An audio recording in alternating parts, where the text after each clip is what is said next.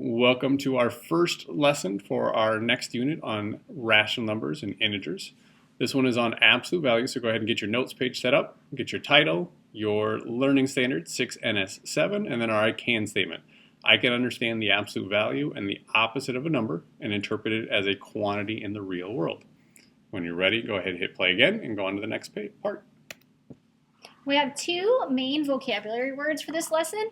The first one is opposite. This should not be a surprise to you guys. Numbers that are in the same distance from zero in opposite directions. But yes, you need to write this down. So using our number line as kind of a guide for us, here we want to find the opposite of -8. So you can think of -8 is going to be somewhere over here on our number line. The opposite is the same distance, but in the opposite direction. So in this case, the opposite of -8 is +8. And you can write it with your positive sign or just simply as 8. Example 2 is the opposite of 19. 19 spaces from the number line is +19 on the right, and 19 spaces on a number line to the left would be -19. So the opposite of 19 is -19. Here's where you got to be a little bit more careful. Slow down and read. The opposite of 4. So think of it kind of like a two-part problem. The opposite of 4 is -4. We want the opposite of that. The opposite of -4 goes back to being +4. Now, Mr. Mackenzie has a negative outside the -7 in his next problem on the slide. It's the same thing in words. The negative can also mean the opposite. So in this example, it's the opposite of -7. So -7's opposite would be +7. So really kind of think through it step by step by step as we go through the problems.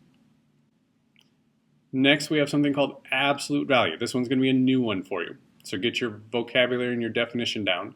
It's the distance between a number and 0. Doesn't matter if it's positive, doesn't matter if it's negative. We just want to know how far away from 0. So you can jot down a quick number line here. -10 is 10 units away from 0. So its absolute value is 10. +10 is 10 units away from 0. So it also has an absolute value of 0. The key to 10. Absolute value is, 10. I'm paying attention. The key is, this is what you want to ask yourself when you're doing absolute value. How far is this number away from 0? We don't care if it's on the negative side, if it's on the positive side. We just want to know how far is it back to 0. And because distance is always positive, your answer to these questions should always be positive. We'll discuss in the Ferris Bueller's movie where he tries to get the miles off his car. Miles and distance can never be a negative. So we'll discuss that tomorrow in class. All right, so first thing to notice is these two bars on the sides of your number. That's the absolute value symbol. So you read this problem as the absolute value of -7. But like we just talked about, it's really just asking how far is -7 away from 0? Well, it would take 7 steps to get from -7 back to 0. We don't care which direction we had to go. We just care how many steps did it take to get there.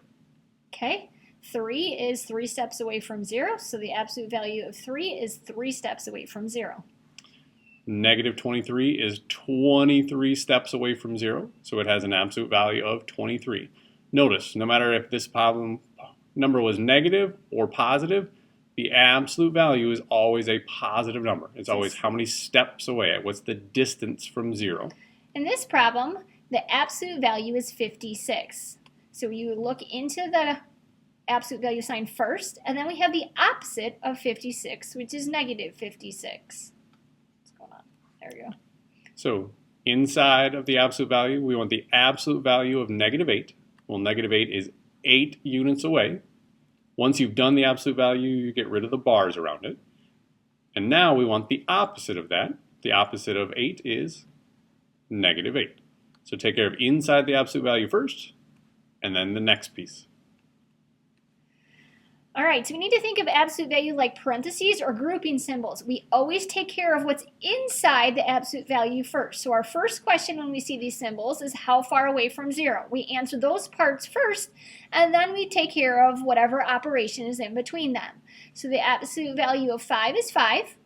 The absolute value of -6 is 6 steps away from 0. And then we go back and solve 5 plus 6 is 11. So absolute value of -7 is 7. Absolute value of +3 is 3.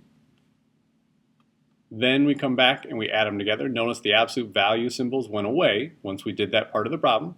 7 plus 3 is equal to 10. At first you might think we needed to subtract negative numbers, but it is not true with these absolute value signs. So the absolute value of -8 is 8.